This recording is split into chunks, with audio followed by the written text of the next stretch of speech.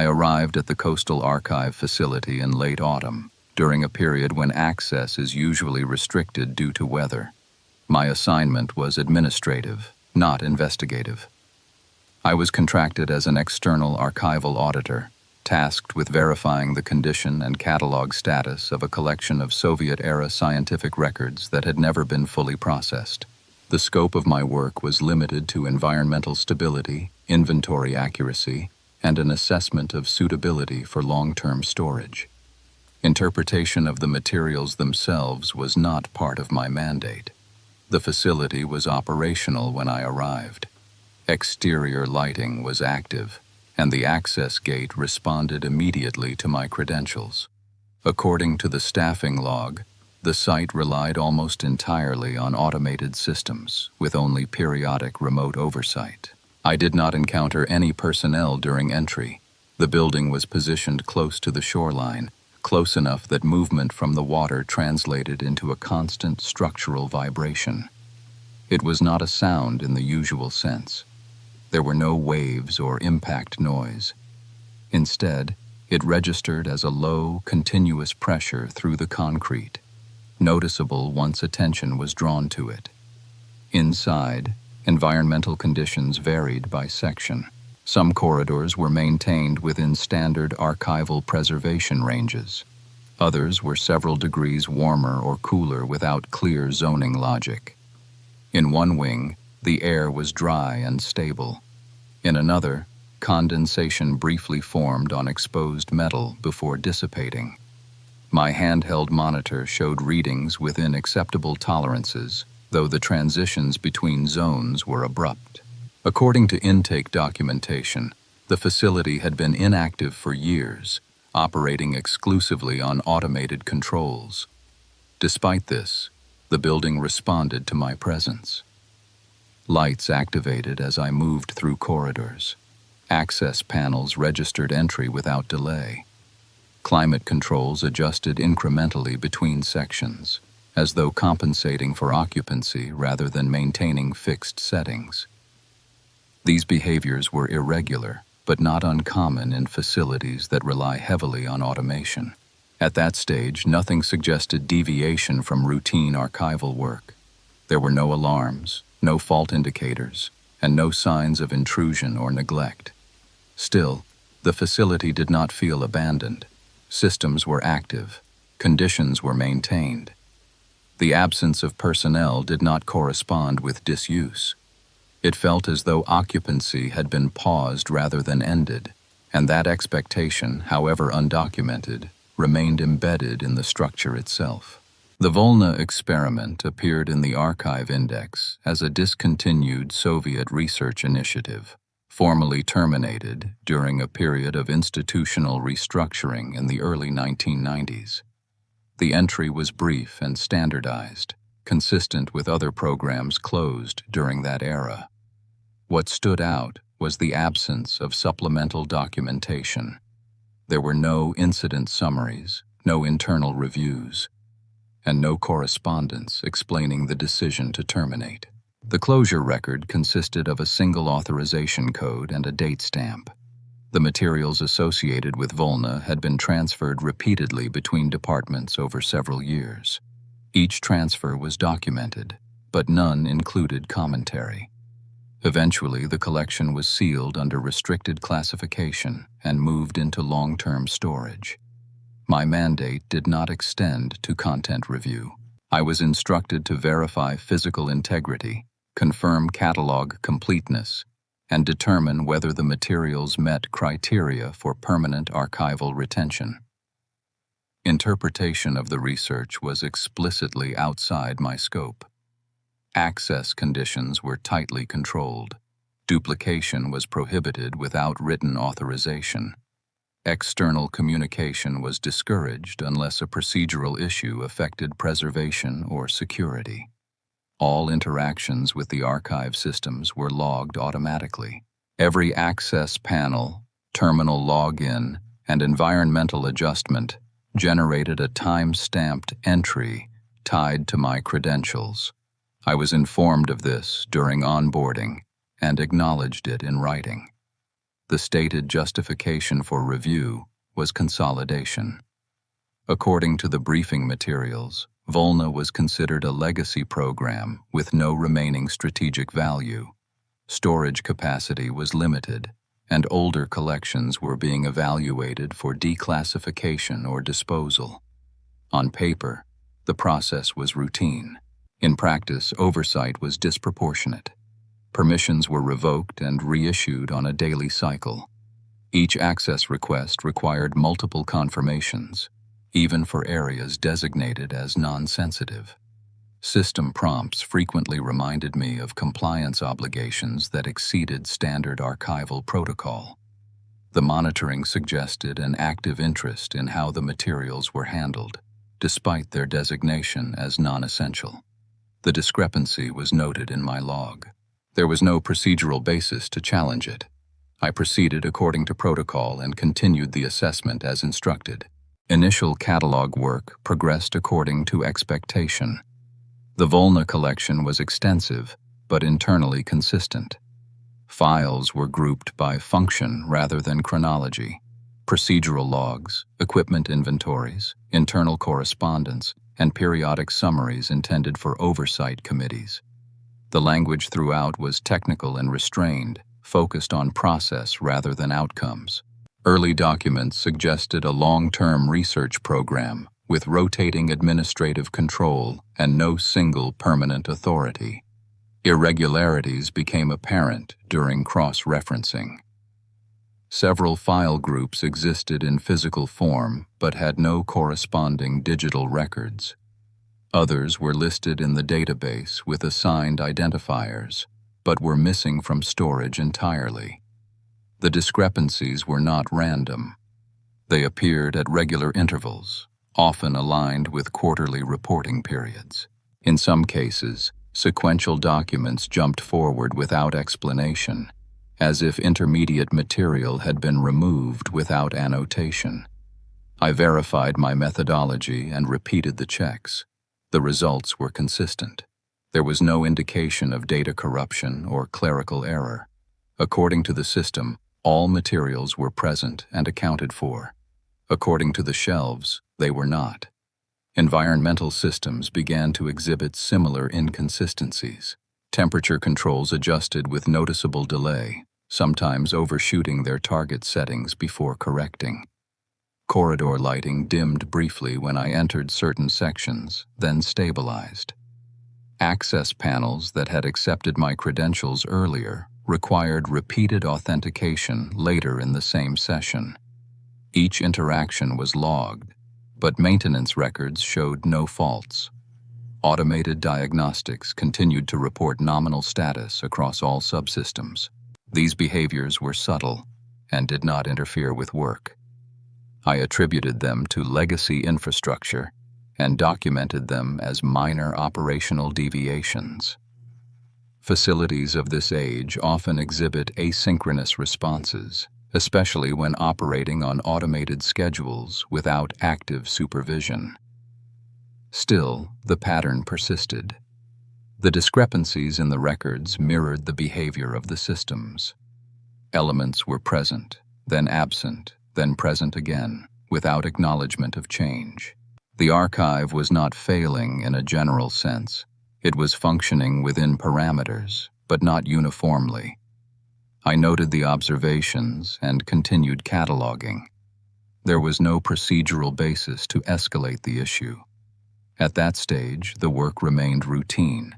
The final phase of the Volna materials was not stored with the rest of the collection. I discovered it during a routine inventory pass when a shelf count failed to reconcile with the database. The discrepancy led me to a corridor that did not appear on the facility schematics provided during intake. The access panel at its entrance accepted my credentials, but prompted for an additional authorization token. The token was already associated with my access profile, included without explanation. Beyond the barrier, storage conditions changed immediately. Environmental controls were isolated from the rest of the facility, operating on an independent system. Temperature was held at a lower, fixed range. Air circulation was minimal. The lighting was constant and did not respond to movement. The absence of adaptive controls suggested deliberate separation rather than oversight. The files were stored in non-standard containers, reinforced and sealed, labeled only with internal codes and dates. There were no titles, no abstracts, and no indexing beyond the codes themselves. Handling procedures were stricter. Gloves were required, and each container removal triggered an automatic log entry. I followed protocol and documented each interaction. The documentation inside differed from earlier phases. Logs were shorter and more fragmented. Oversight notes were heavily redacted, often reduced to approval stamps without accompanying text. Several entries referenced containment parameters and compliance thresholds without defining the subject or context. Technical language remained, but it was no longer descriptive. It was referential, as though assuming familiarity that the record did not provide. I located a termination order dated several years after Volna's official closure. The order referenced prior directives and cited full compliance. There were no appendices, no outcome summaries, and no confirmation of disposition. The date conflicted with earlier records that listed the program as concluded. The inconsistency was procedural rather than clerical. It indicated continued activity beyond the documented endpoint. I recorded the finding and continued the assessment. At that stage, it was clear the program's closure had not aligned with its documentation. After accessing the restricted materials, I began to notice minor inconsistencies in my work rhythm. Individual tasks took longer than expected, though the system logs indicated otherwise. A standard catalog entry that should have required several minutes appeared in the record as having been completed in less than half that time. At first, I attributed this to fatigue and adjusted my pace accordingly. The pattern continued. I started tracking time manually, noting start and end points for each task. The discrepancies persisted across multiple sessions. My notes did not align with the automated timestamps. Break periods were shorter than recalled. Work blocks extended without corresponding log entries. The system showed continuous activity during intervals when I remembered stepping away from the terminal. I reviewed historical records within the Volna materials for context. Several internal staff logs referenced terms that were not defined elsewhere in the archive. Phrases such as compression intervals and observer drift appeared repeatedly in late-stage documentation. They were noted without explanation, often in the margins or as annotations to otherwise routine reports. No supporting documentation clarified their meaning. Personnel notes from the same period described difficulty maintaining schedules. Shift rotations were adjusted frequently. External time sources were referenced, though no details were provided regarding their implementation. In some cases, logs indicated that synchronization was mandatory before resuming work, suggesting prior deviations significant enough to disrupt operations. I continued my assessment while monitoring my own routines more closely. I limited task scope, reduced session length, and increased documentation frequency. Despite these measures, the divergence between my manual records and the system logs widened. The archive's internal timekeeping remained consistent with itself, but not with my observations. There were no abrupt lapses or moments of confusion. The anomaly did not present as a disruption. It functioned as a baseline condition, embedded within the operational structure of the facility. I recorded the findings and proceeded according to protocol. Peripheral documentation from Volna's later operational period showed a gradual increase in administrative oversight. External auditors were assigned on short rotations, often overlapping. Their reports followed standardized formats but rarely extended beyond procedural compliance. Internal staff turnover accelerated during the same period. Personnel files ended without closure summaries. concluding instead with reassignment notices that listed no receiving department or location. The pattern repeated across multiple roles.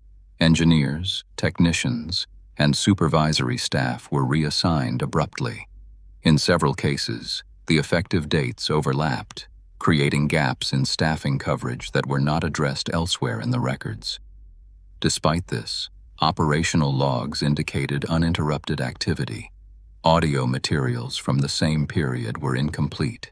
Briefings recorded at regular intervals ended mid-sentence or resumed with repeated phrases, as though the recording process had been restarted without acknowledgement. In some files, identical statements appeared multiple times with slight timing offsets. There were no accompanying explanations or correction notes. Each file was marked as reviewed and approved. Resource requests increased steadily. Equipment replacement orders, additional power allocation, and environmental system upgrades were approved without comment. None were linked to incident reports or performance failures. The documentation treated these requests as routine adjustments rather than responses to specific events. Several internal memos introduced terminology not present in earlier records. One referenced acceptable losses in relation to data fidelity, without defining the metric being preserved or the nature of the loss. Another approved expanded containment measures, citing compliance with revised parameters, but offering no justification for the change. Authorization codes were valid and consistent with senior oversight. Throughout the materials, there was no explicit acknowledgement of failure. Procedures continued. Reviews were conducted. Approvals were granted. The language remained controlled and administrative. However, the accumulation of omissions suggested sustained operational strain. I cataloged each item according to protocol, noting the escalation in oversight and resource allocation. Interpretation was outside my mandate. The documentation spoke through pattern rather than statement. The human cost of the Volna program did not appear in incident reports or summaries. It emerged indirectly through omission. Personnel rosters showed a steady reduction over time, but none of the standard closure actions were present. There were no termination notices, no formal resignations, no recorded transfers with receiving departments. Positions simply disappeared from subsequent documents. Medical logs from the same period noted elevated stress markers across multiple staff members. Sleep disruption, irregular vitals, and cognitive fatigue were recorded as observations rather than diagnoses. Follow-up assessments were scheduled but not documented. In several cases, entries ended after noting that further evaluation was unnecessary. The language suggested resolution without describing an outcome.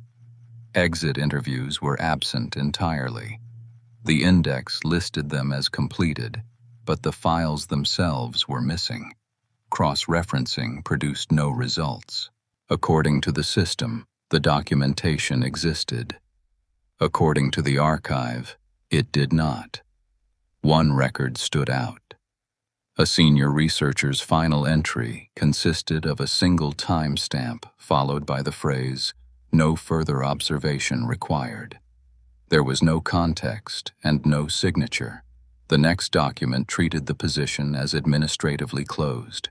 Duties were redistributed. Access credentials were revoked. There was no acknowledgement of departure. The pattern repeated across departments. Names appeared in logs until they did not. In some cases, the final reference occurred mid-sentence in a routine report. The document continued without pause, authored under the same credentials, as though authorship had not changed. There were no recorded accidents, no disciplinary actions, no mortality reports. The absence was procedural, not event-driven. Individuals ceased to exist within the documentation, replaced by continuity of operation. I cataloged the findings as required, noting each instance of personnel reduction and missing closure documentation. The records treated these omissions as completed processes.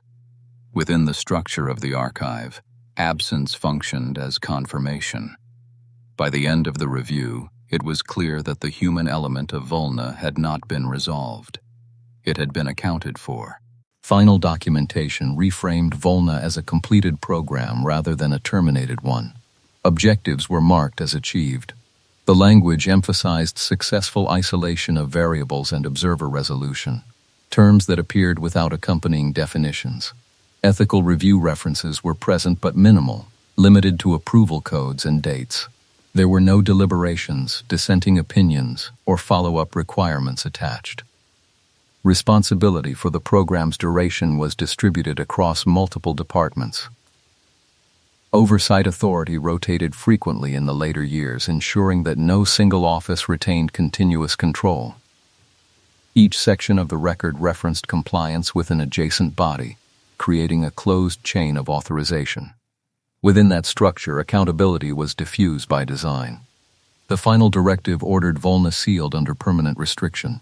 The justification did not cite failure or hazard. It described the methodology as unsuitable for continuation under revised standards. The materials were to remain preserved, inaccessible without executive authorization. No further action was required. My assignment concluded without incident. I submitted my assessment, recommending retention under restricted classification. The facility accepted the recommendation without revision. Departure procedures were standard. Credentials were logged as surrendered. System access was closed. Several weeks later, I attempted to reference my notes while preparing a routine follow-up report. The files were no longer accessible. The classification level had been raised. My credentials did not permit inquiry. An automated notice confirmed that my access had been revoked retroactively. I reviewed my own logs. According to the system records, my review period was shorter than I recalled. Several work sessions were absent from the time-stamped history. The discrepancy was not flagged as an error. The archive remains operational. Environmental systems continue to adjust dynamically. Access logs are maintained. The facility is listed as minimally staffed.